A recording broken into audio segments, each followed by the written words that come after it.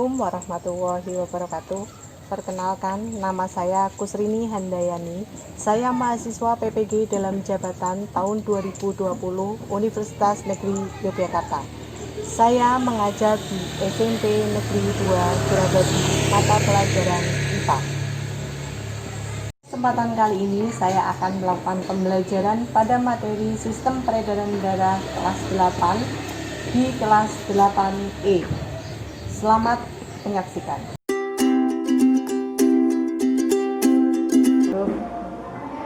Assalamualaikum warahmatullahi wabarakatuh. Waalaikumsalam warahmatullahi wabarakatuh. Selamat pagi semuanya. Selamat pagi. Bagaimana keadaannya hari ini? Alhamdulillah sehat. Ya, masih di kondisi pandemi seperti ini, kita harus selalu jaga kesehatan ya. Kita berdoa dan berharap mudah-mudahan kondisi ini cepat berakhir, jadi kita bisa pembelajaran normal seperti biasa ya. Berikutnya sebelum kita mulai pembelajaran, kita berdoa dulu, dipimpin oleh ketua kelas ya, silakan. Siap, gerak. Mulai.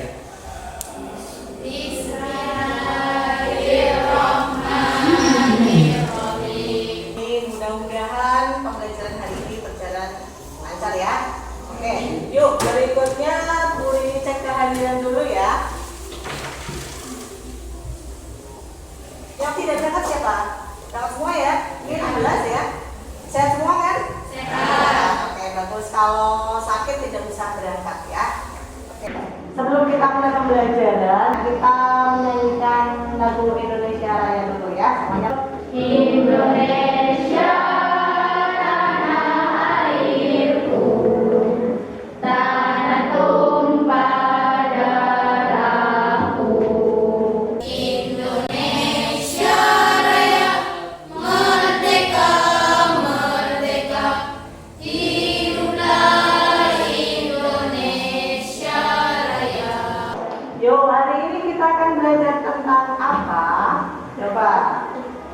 Sistem peredaran darah manusia. Tapi sebelum itu, coba. Masa depan adalah milik mereka yang menyiapkan hari ini.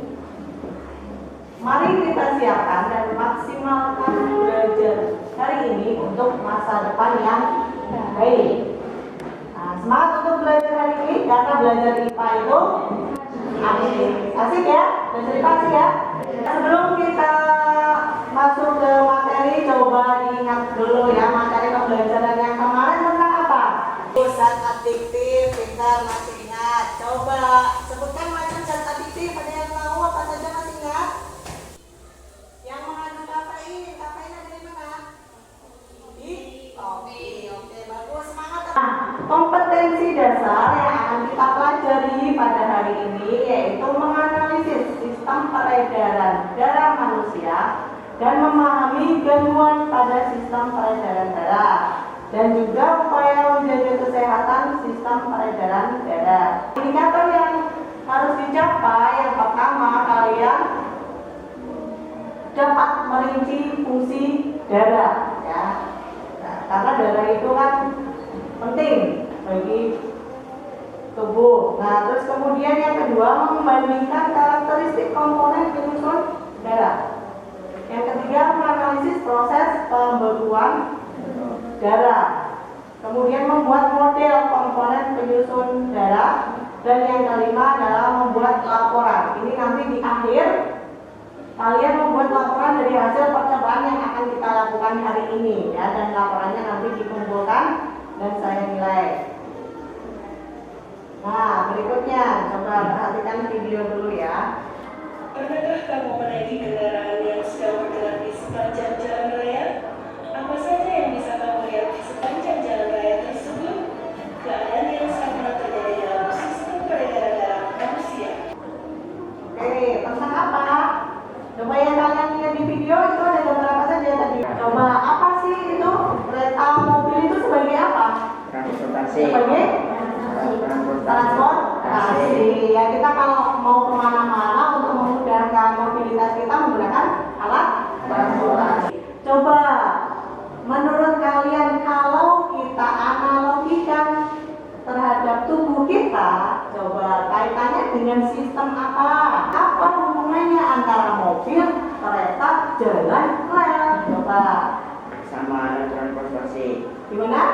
sama darah sebagai alat transportasi pada tubuh. Bagus, Rifai. Tujuan pembelajaran yang akan kita capai pada pembelajaran ini yang pertama, kalian akan dapat merinci fungsi darah. Jadi darah itu kan penting bagi tubuh kita dan nanti kalian bisa merinci apa saja fungsi darah. Kemudian membandingkan karakteristik. Jadi komponen darah punya karakteristik apa saja. Kemudian yang terakhir menganalisis proses pembekuan darah. Oke. Nah, ini garis besar pembelajarannya. Ini ya. Yang pertama, kegiatan pembelajaran dilakukan secara berkelompok. Ini nanti kalian berkelompok, ya. Kalian akan melakukan percobaan dan diskusi yang akan dipandu oleh LKPD. Ada nanti LKPD-nya? Sudah membawa alat dan bahannya? Terus kemudian nanti kalian juga mencari berbagai informasi melalui kajian literatur. Ini bisa dari buku paket atau dari bahan ajar.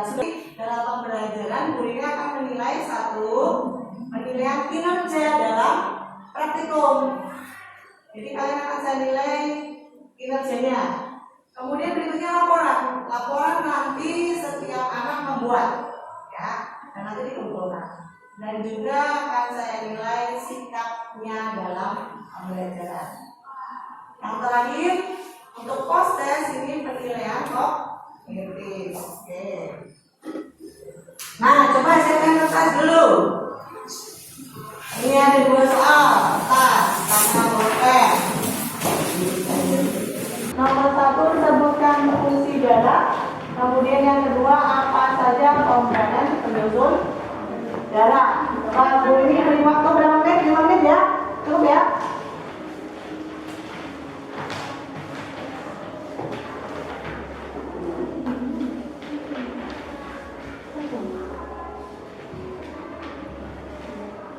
Oke, bagus. Yang perempuan belum dikumpulkan? Sebisanya aja nggak apa-apa untuk mengukur kemampuan alat saja. Struktur dan fungsi sistem peredaran darah. Coba perhatikan dulu gambar ini. Gambar apa itu? Gambar apa? Pernah mengalami? Nah, coba dari gambar ini silakan identifikasikan apa yang ada di benak kalian. Coba. Bu, Ya, gimana? kalau darah hanya berwarna merah, Apakah darah hanya berwarna merah? Coba. Gimana teman-teman? Darah apakah hanya berwarna merah? Coba. Tidak. Ada warna lain? Apa? Oh, putih. Ada, bagus. Ada lagi warna lainnya? Gak ada. Darah biru ada nggak? Ada. Kalau darah muda? Darah muda. Nah, bagus pertanyaannya ya. Apakah darah hanya berwarna merah? Dan teman-temannya sudah menjawab ada darah putih. Ya. Nah, itu nanti yang akan kita bahas. Ada pertanyaan lain? Apa ada yang kalian pikirkan? Ya, Mbak Isma, ada apa? Bu, kenapa kalau luka darahnya keluar? Kenapa kalau luka darahnya keluar? Ya, iya keluar, ayo. Kenapa? Kalau misalkan luka darah keluar, gimana kira-kira? Apakah mesti kalau terluka, kalau hati kita yang terluka, berdarah enggak? Enggak. Pernah berdarah? Pernah bantu ibu masak? Ya. Pisau kemudian diiris ya? Keluar darah enggak? Terus, nah kalau keluar darah itu artinya ada jaringan yang rusak. Bagus sekali, berikan tepuk tangan. Kalau misalkan kita terluka, darah keluar, itu apakah darah akan keluar secara terus menerus? Coba kalau kalian kena pisau misalkan ya, atau mungkin jatuh itu, darahnya keluar, terus gimana? Kalau pencet pakai jari, kemudian lama-lama gimana?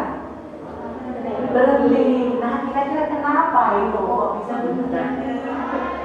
Nah, itu nanti yang akan kita pelajari di sini ya. Ya, apakah pernah mikir kampus kok bisa berhenti? Ya, oh berarti darah itu punya fungsi bagi tubuh. Penting nggak kira-kira fungsinya? Penting ya, penting. Nah, apa fungsinya kita bahas. Kira-kira rumusan pertanyaan yang muncul ini adalah bagaimana fungsi darah, kemudian bagaimana karakteristik komponen darah, dan bagaimana proses pembekuan darah. Pembekuan darah itu yang tadi kalau misalkan kita terluka, darah keluar, kok bisa berhenti? Itu kira-kira terjadi apa? Pernah mungkin nggak sampai ke situ? Kira-kira kenapa itu? Pembekuan darah. Nah, bagaimana prosesnya pembekuan darah? Akan kita pelajari. Nah, pada kesempatan ini kita akan bekerja melakukan percobaan dari bahan-bahan yang sudah kalian bawa, terutama ini kita akan membuat model tiruan, karena kan nggak mungkin dong ya kalau misalkan kita pakai darah kita, mau nggak Vicky pakai darah kamu 10 mili? Hah? Mau? Enggak ya? Ya, kita akan belajar melalui percobaan untuk melihat komponen-komponen darah dengan model tiruan. Yuk kita bagi kelompok dulu, 4 kelompok ya. Satu kelompok 4 anak, silahkan. Oke, kelompok 2 sudah bekerja. Oke, hati-hati ya. Ini ada Mbak siapa aja? Mbak Siti, Mbak Risma, terus siapa? Mbak Lula dan Mbak Ria.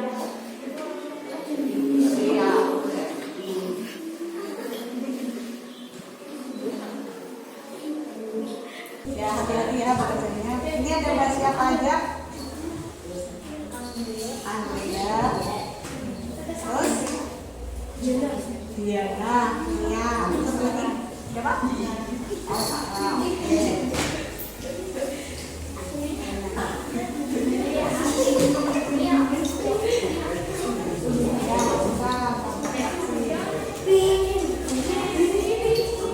Ya. Oke, terbentuk berapa lapisan? Berapa lapisan? 3. Oke, yang ini apa tadi? Bagus. Yang ini? Oke, terus atas? Plasma darah. Bagus. Dilanjutkan itunya ya. Ini dikasih keterangan, ini apa, ini apa, ini apa.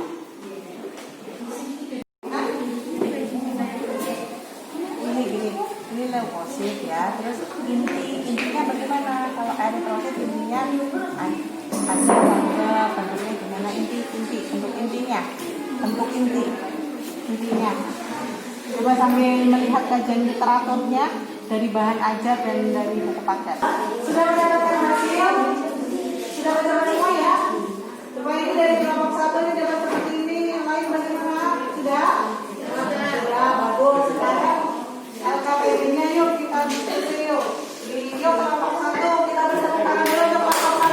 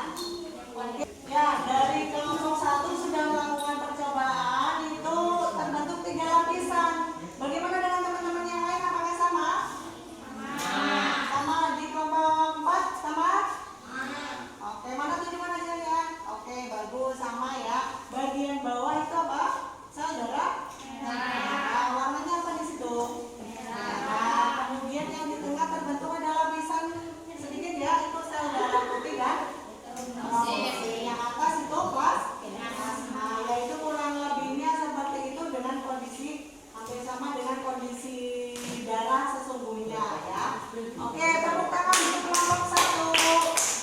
Tepuk tangan dulu. Oke, semuanya sama ya. Yuk, sekarang kita bahas tentang tabel yang ada di SKPD. Yuk, silakan kelompok 2 yuk.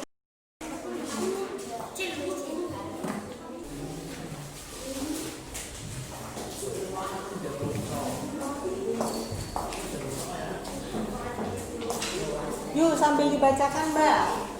Sambil dibacakan. Yuk, coba semuanya kasih semangat dulu untuk kelompok 2. Tepuk tangan. Oke, dari sini, di sebelah sini. Nah, yuk. Nomor 1, keterangan inti eritrosit tidak Eritrosit. Eritrosit tidak memiliki inti sel. Leukosit memiliki inti sel.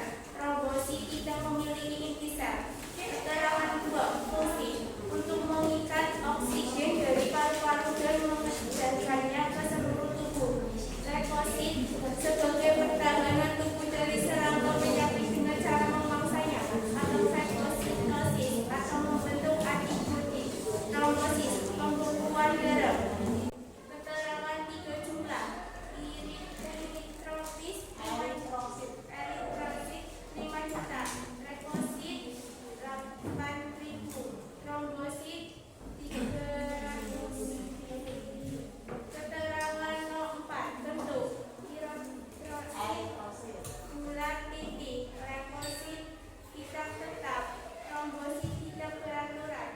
Keterangan 05, urut eritrosit 120 hari, leukosit 12 sampai 13 hari, trombosit 8 hari. 8 hari. Oke, tepuk tangan.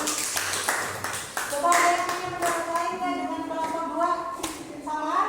Apakah sama? Sama.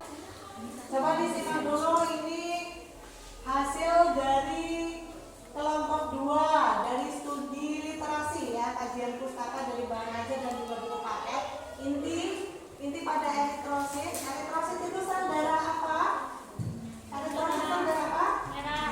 Bagus. Leukosit sel darah? Putih. Trombosit? Keping? Ya, intinya dia tidak memiliki inti kalau eritrosit. Kemudian dia memiliki inti sel kalau yang leukosit. Kalau trombosit tidak memiliki. Fungsinya coba dilihat. Eritrosit itu mengikat oksigen dari paru-paru dan mengedarkannya ke seluruh tubuh. Ini salah satu fungsinya, karena fungsi eritrosit itu banyak. Nanti kita bahas lagi ya. Leukosit ini juga sebagai pertahanan tubuh dari serangan penyakit. Jadi kalau misalkan tubuh kita ada infeksi penyakit ya, virus atau kuman, nah maka ini bekerja leukositnya. Dengan cara fagositosis itu apa? Mengakan. Bagus. Kemudian kalau trombosit untuk pembekuan darah. Pembekuan darah itu yang gimana? Kalau misalkan terluka darah keluar ya. Nah, ini fungsinya dari siapa? Fungsi dari trombosit. Tepuk tangan untuk kelompok 2. Berikutnya kita bahas pertanyaan diskusi. Yuk, coba pertanyaan diskusi nomor 1. Coba perhatikan dulu. Ini Vicky dari kelompok 3. Tepuk tangan dulu. Yuk, Vicky, silakan. Ya. Berdasarkan hasil percobaan analogikan setiap komponen terbentuk dari volume darah diidentifikasi setiap lapisan area yang membandingkan perbedaan dengan komponen darah melakukan iterasi. Nah, apa saja yang terbentuk coba di ini coba sambil dipegang nih. Apa saja coba bagian atas apa? Sambil mana sambil gini. Plasma yang mana? Ini pegangin gini. Nah, yang ini apa? Bagus. Plasma betul ya? Ya. Terus ini bagian apa Vicky? Sel darah putih betul? Betul. Yang ini? Sel darah merah betul? Betul. Oke, tepuk tangan untuk Vicky. Yuk, berikutnya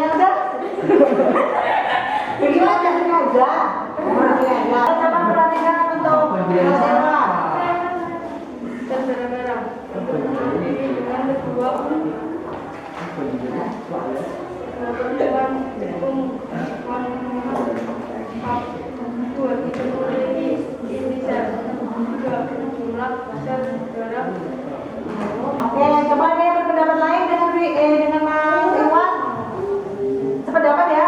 Oke, tepuk tangan. Coba perhatikan dulu semuanya. Semuanya dilepas dulu, Mas. Oke, Bangga.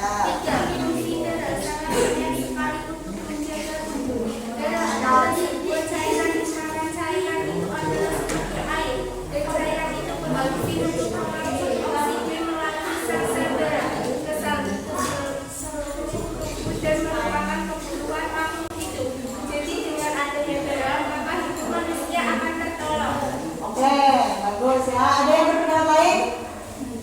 Ya, darah memang sangat penting bagi tubuh ya. Coba kalau kita kehilangan banyak darah, tentu efeknya fatal bagi tubuh ya. Tepuk tangan buat kelompok. Berikutnya, coba kita sudah belajar tentang fungsi darah itu apa, kemudian komponen darah apa saja, kemudian berikutnya kita simpulkan yuk dari LKPD yang sudah kita kerjakan atau kita lakukan percobaan. Yuk silakan, semangatnya dulu. Nomor 1, menyimpulkan dari kegiatan percobaan pada LKPD hari ini. Kesimpulan 1.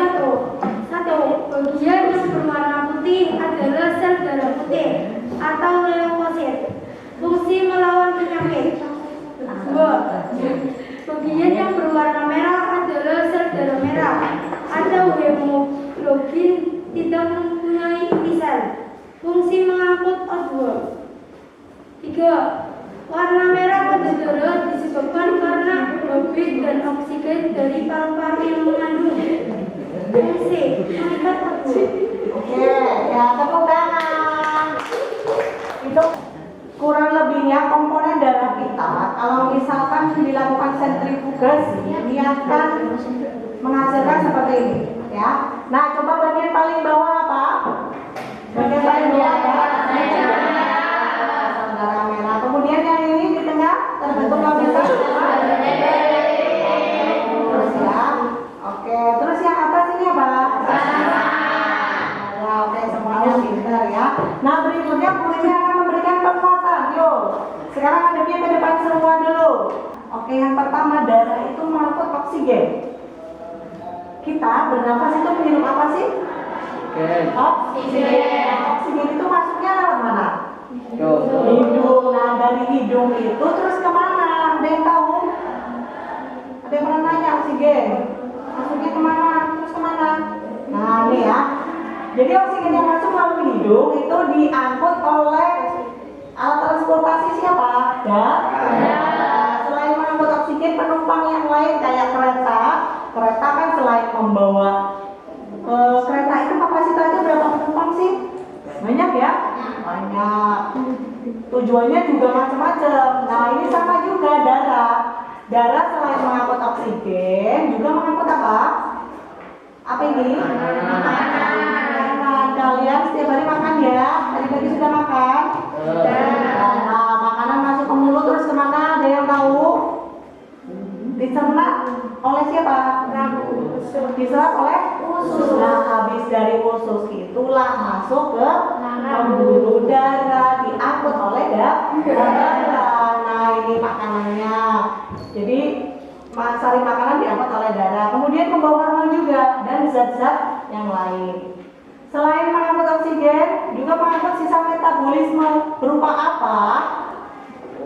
Urea dan CO2. Urea itu dikeluarkan saat kalian buang air ke itu nggak bermanfaat bagi tubuh. Jadi sisa metabolisme, tubuh kita melakukan metabolisme, sisa metabolisme harus dibuang.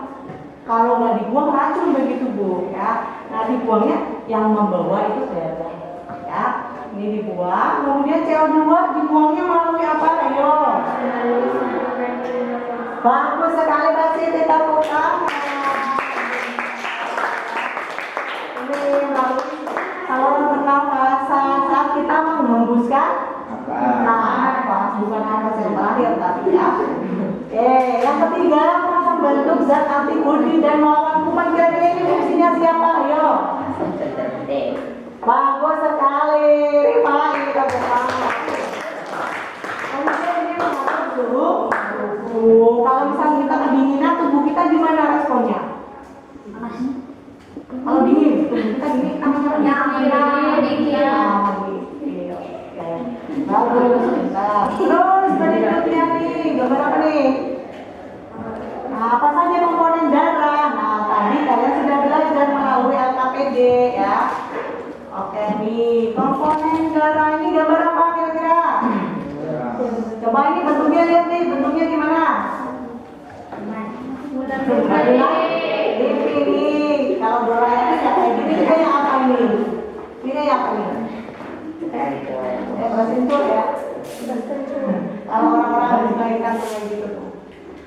Oke, coba dilihat. Nah ini kira-kira apa nih ini? Yang ini apa nih?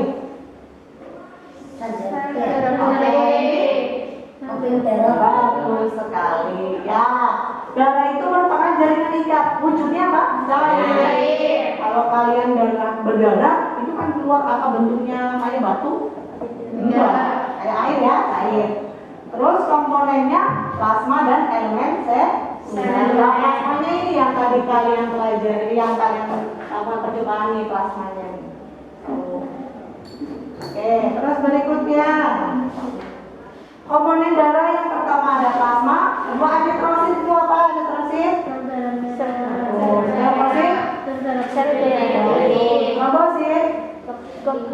Bagus sekali. Nah, ini tadi hasil percobaan kalian. Yang atas ini apa? Plasma. Ini Sel darah putih. ini Sel darah merah.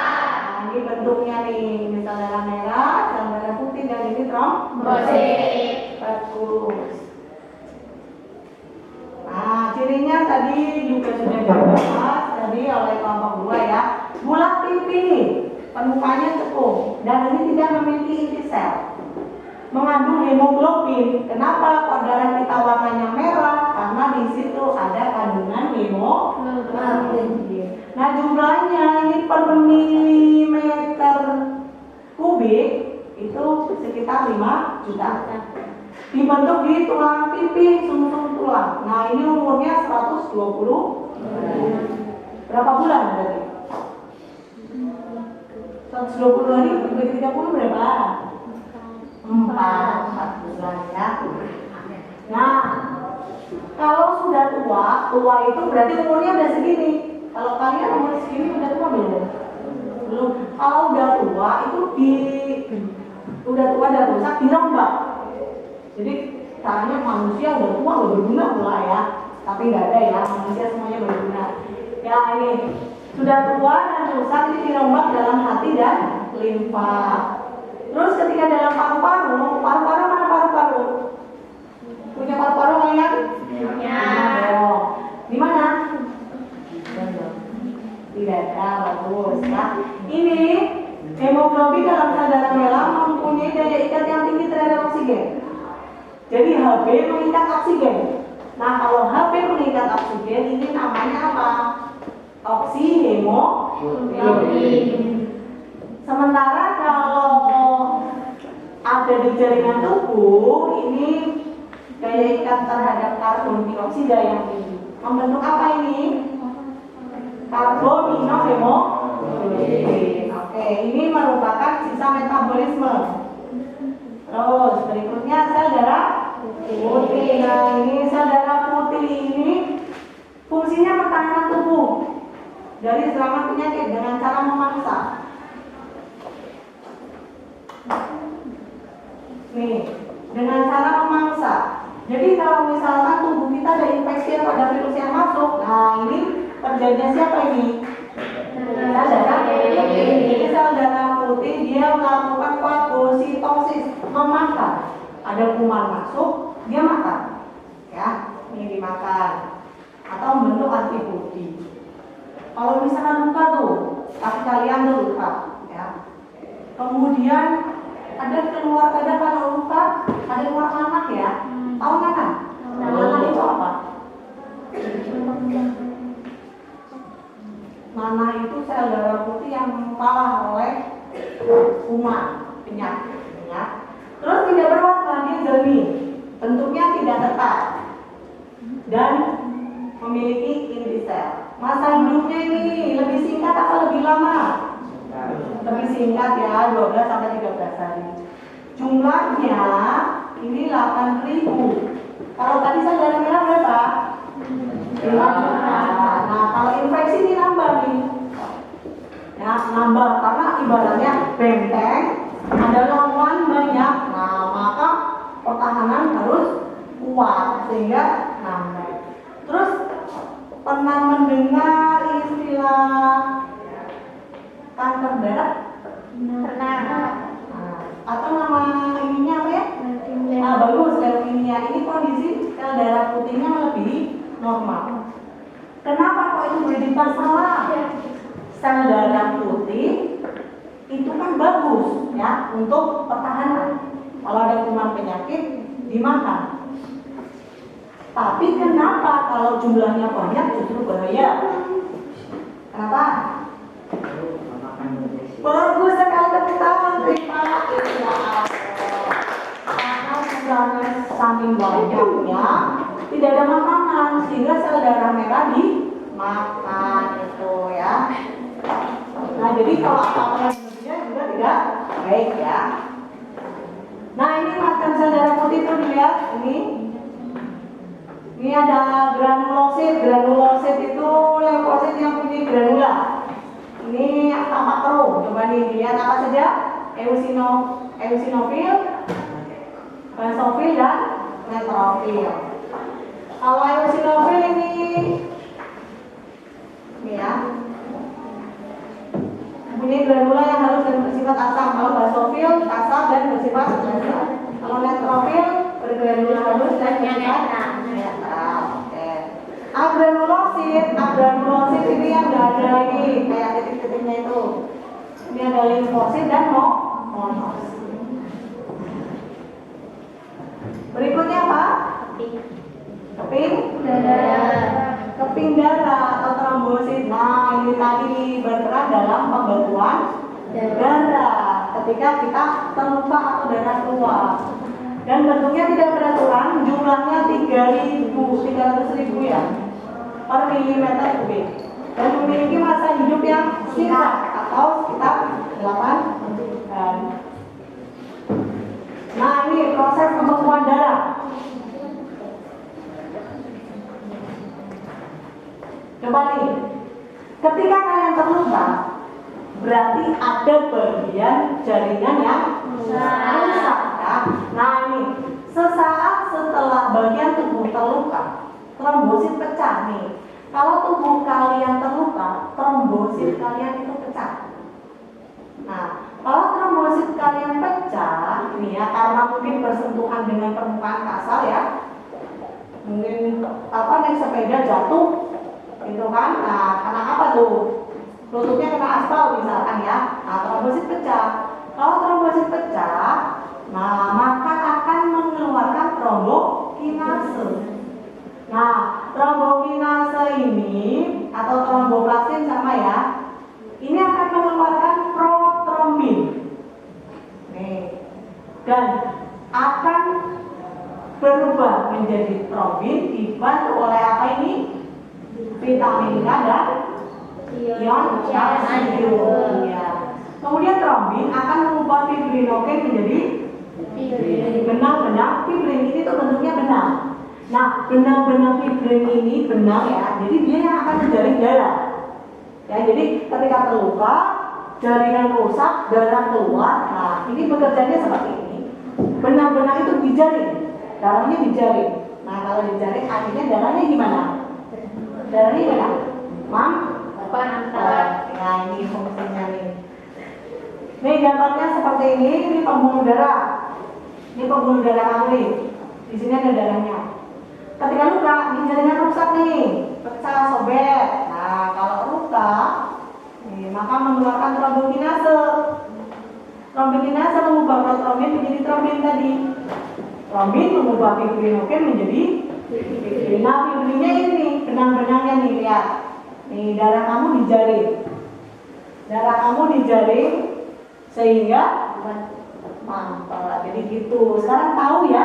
Berarti kalau misalnya kalian terluka darah mantel itu kira-kira kenapa? Tahu ya? Karena apa? Karena darah yang keluar dijaring oleh siapa? banyak fisik. Dari komponen darah apa? Trombosit. Tepuk tangan untuk kalian semuanya.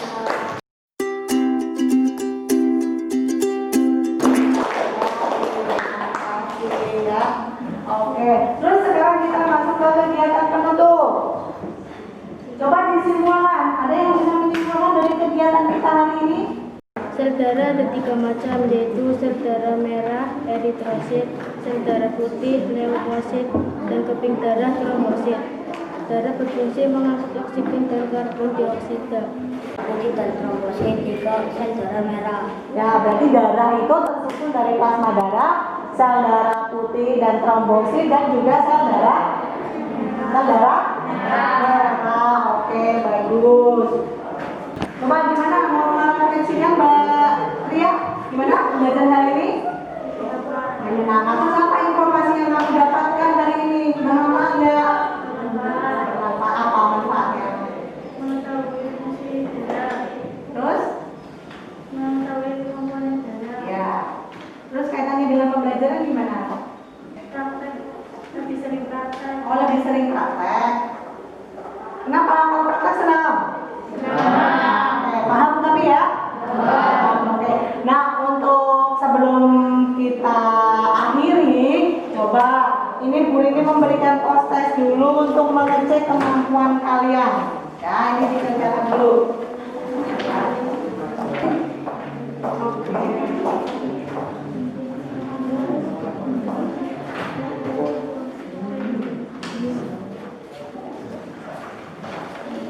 Oke, ya. Hari ini kita sudah belajar tentang apa saja tadi? Tentang komponen terus fungsi ya, sel darah kan komponen darah, dan kalau kita luka tadi namanya proses apa? Pembekuan darah. Oke, bagus semuanya paham ya? Dan nanti untuk pertemuan berikutnya, kalian pelajari tentang organ dan sistem peredaran darah. Nah, minggu depan kita akan belajar tentang itu ya. Oke, tidak ada pertanyaan sampai di sini? Tidak ada. Kalau tidak ada, selalu jaga kesehatan ya, supaya tetap sehat, banyak minum vitamin ya. Jangan kemana-mana kalau tidak ada kepentingan yang mendesak. Kalau keluar, kita menggunakan protokol kesehatan 3M. 1, pakai masker. 2, kalaupun tidak pakai masker ya pakai paling tidak seperti ini namanya ini ya, supaya terhindar. Mudah-mudahan semuanya sehat ya. Oke, Bu Rini akhiri untuk pembelajaran hari ini.